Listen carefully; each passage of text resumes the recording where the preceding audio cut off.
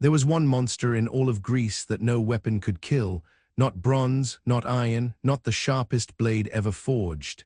Arrows bounced off it, spears shattered against its hide, and the strongest man who ever lived was sent to destroy it, with nothing but his bare hands. If you know where this story began, you know how Heracles got here.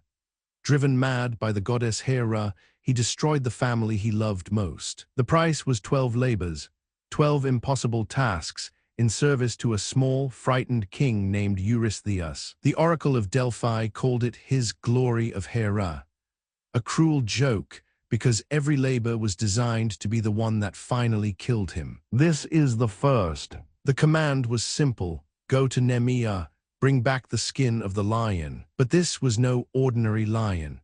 The poet Hesiod calls it the offspring of Typhon and Echidna, the mother and father of nearly every monster in Greek myth. Other tellings say Hera raised it herself and loosed it on the hills of Nemea like a weapon with a heartbeat. Its hide was the color of gold, and it was impervious. No blade forged by man or god could so much as scratch it. For months it had emptied the land, first the flocks, then the shepherds, then everyone sent to stop it.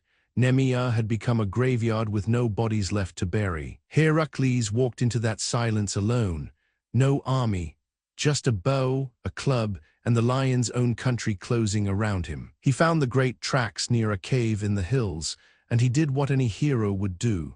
He raised his bow, took aim, and let an arrow fly. It struck the lion square in the ribs and dropped to the dirt, bent and useless. The beast did not even flinch. He fired again and again.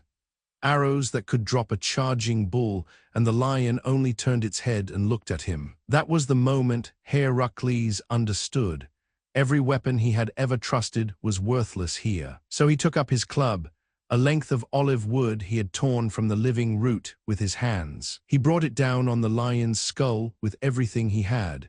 The crack rang off the hills like thunder. The club held. The lion staggered, dazed, then shook its head and bared its teeth. Dazed was the best he could do, and dazed was not dead. The lion turned and fled into its lair, a cave, Apollodorus tells us, with 2 mouths, 2 ways in, 2 ways out. And here Heracles did something no one expects of a man built like a battering ram. He stopped, he thought. He gathered stones and sealed one entrance shut. Then he set down his bow, set down his club, and walked into the dark through the other. What happened in that cave no one saw. There was only sound, a roar, a struggle, and then something worse, silence, and a man breathing hard. Heracles had locked his arms around the lion's throat, and he did not let go. No blade, no arrow, no club. He choked the unkillable monster into submission with the strength of his own body in the dark, where its golden hide meant nothing at all. Some say it cost him a finger in the struggle. He paid it gladly. But the king had asked for the skin, and the skin could not be cut, not by any knife its killer owned. He tried every blade he had. Each edge turned and dulled against that golden hide.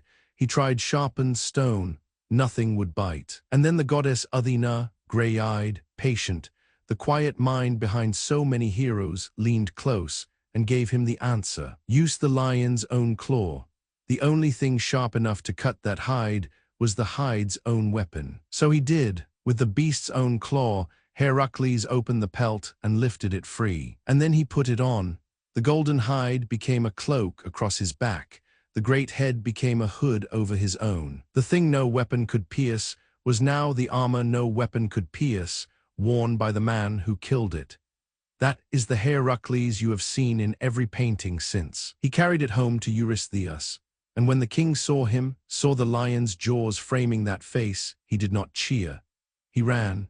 He had a great jar of bronze sunk into the earth, and he climbed down inside it to hide, giving his commands ever after through a herald, too afraid to share a room with the man he was trying to kill. 1 labor done, 11 still standing between Heracles and his freedom, and the next waited in the swamps of Lerna, a thing with many heads, where cutting one away only made it worse.